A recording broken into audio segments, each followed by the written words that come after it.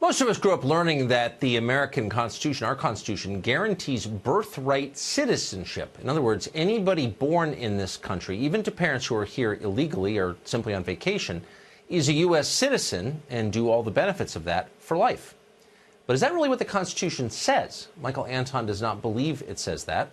He's a lecturer at Hillsdale College and a former Trump advisor who just wrote a piece in the Washington Post arguing that birthright citizenship is not a constitutional requirement. Michael Anton joins us tonight.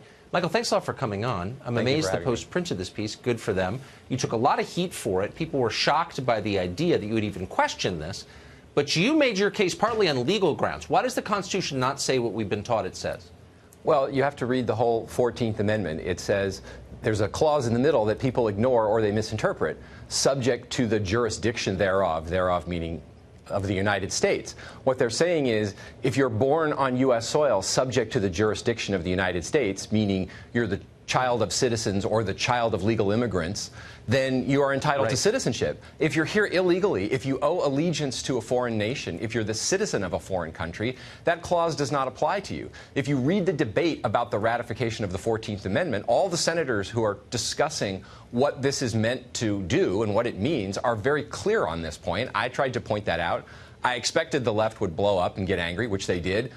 What I didn't expect, at least not to this extent, and what was very disappointing, was how angry the so-called conservative intellectuals got with me. And they essentially said any opposition to birthright citizenship is racist and evil and un-American.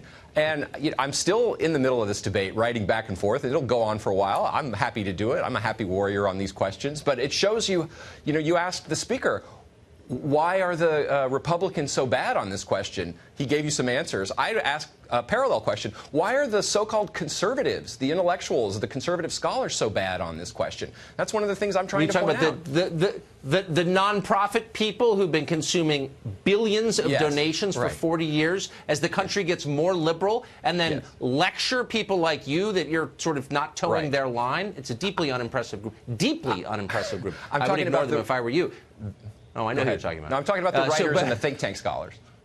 Oh, I'm very aware of exactly what you're talking about. But let me ask you this. So the people who wrote the 14th Amendment did not envision a moment where, I don't know, thousands of Chinese would fly to Saipan, have their children there so they could become U.S. citizens, or people would sneak in illegally into this country so their kids would get American benefits. That wasn't kind of a consideration for them. The purpose of the 14th Amendment was to settle the question of the citizenship of freed black slaves. So this is right after the Civil War, and you have some people in the country citing the Dred Scott decision, widely regarded as the worst Supreme Court decision ever, which held that no black person could ever be a citizen. And the Congress said, we're going to overturn that forever and make it clear that if you were born here and you're subject to the jurisdiction, as all freed slaves were, then you are a citizen and no state can take that away from you.